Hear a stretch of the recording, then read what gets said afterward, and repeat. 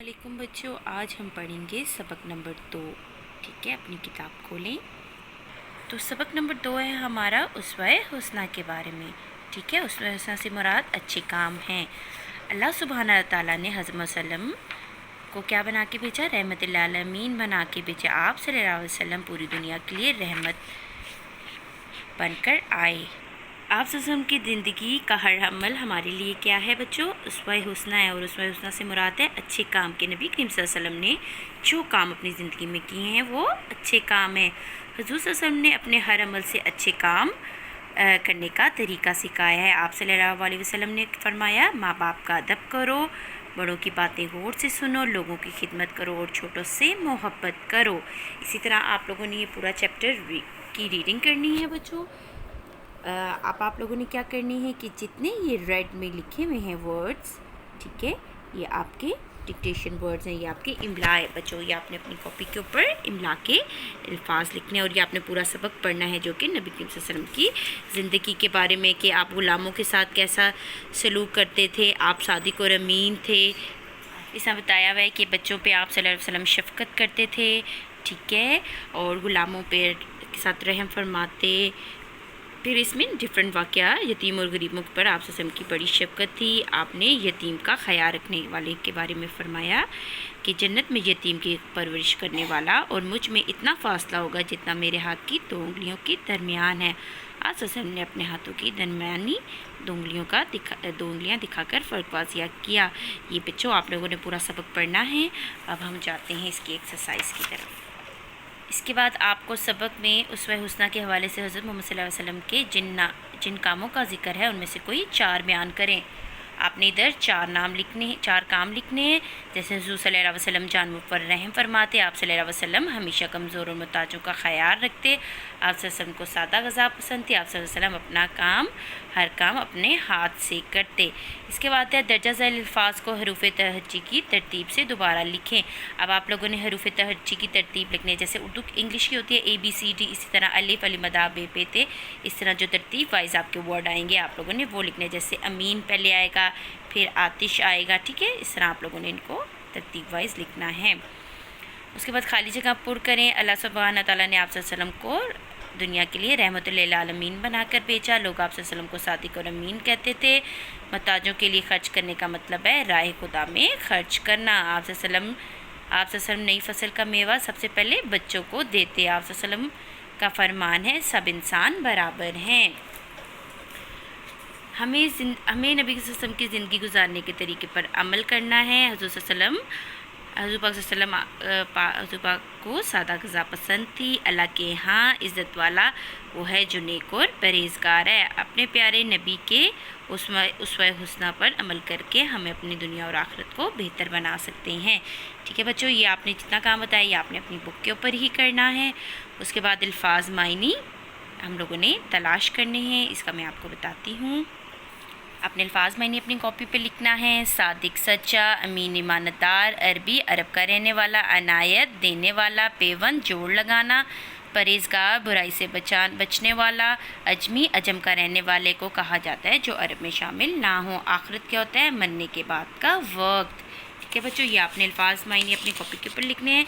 उसके बाद आपके अल्फाज के जुमले आ जाते हैं, ये आप लोगों ने बनाने हैं। जैसे कि शफ़क़त का बना सकते हैं, हज़रत मोहम्मद सल्लल्लाहु अलैहि वसल्लम बच्चों पर शफ़क़त फरमाते थे। यतीम का बना सकते हैं आप वसल्लम यतीमों से बहुत अच्छा सलूक करते थे। ईमानत में ख़यानत नहीं करनी चाहिए।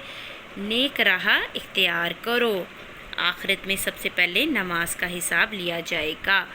फ़ोकियत अल्लाह ताला के नज़दीक फ़ोकियत की बुनियाद सिर्फ तक़वा है।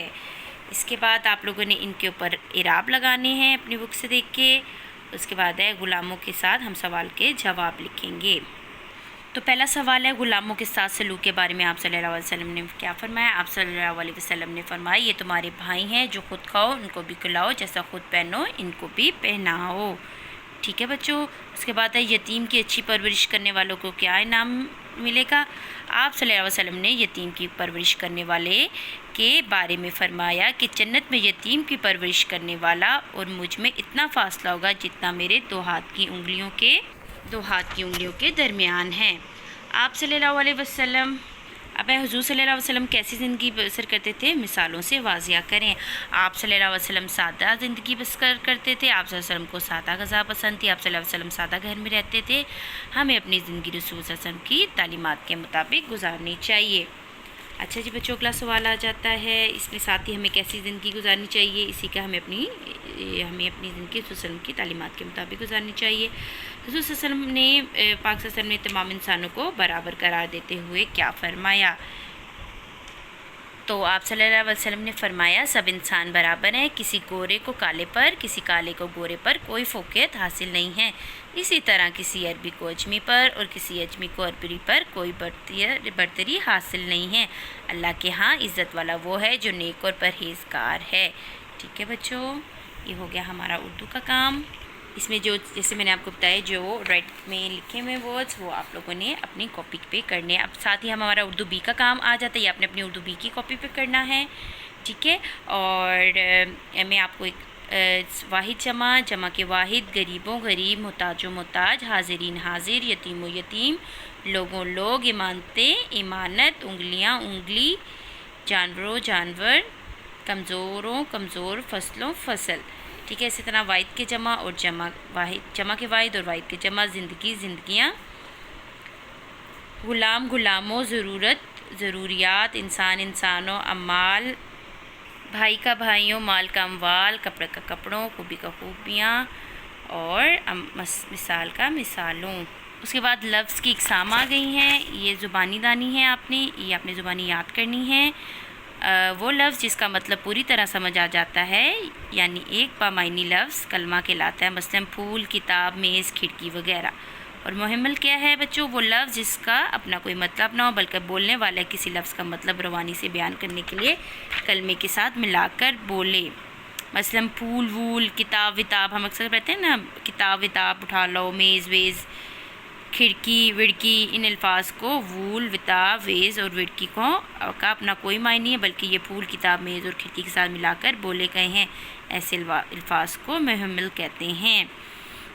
اچھا جیسے یہ دیکھیں، باسط ہمیشہ ٹوپی شوپی پہن کر رکھتا تھا، تمہارے ہاتھ میلے ہو رہے ہیں، صابن وابن سے دھو لو، سیر ویر کر آئے آپ، بور ہو رہے ہو کوئی بات گھڑی وڑی، ٹھیک ہے، مجھے خط لکھنے کا کوئی کاغذ واغذ مل جائے، آپ سائیکل وائیکل چلا لیتے ہیں، آپ نے میلے کچیلے کپڑے آپ کے کپڑے میلے کچیلے ہو رہے ہیں، میں تو اپنا بستہ شستہ رات کو ہی بند کر لیتا ہوں، ہم سب کو روٹی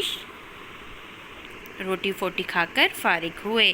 ٹھیک ہے بچوں، یہ آپ لوگوں نے زبانی یاد کرنا ہے، یہ کیونکہ آپ کے ایگزامز میں آ سکتا ہے اور آپ کو یہ پتہ ہونا چاہیے، ٹھیک ہے۔ یہ باقی آپ نے اپنی اردو بی کی کاپی پہ لکھنا ہے۔ آج کا ہمارا سبق مکمل ہوا، تھینک یو سو مچ، اللہ حافظ۔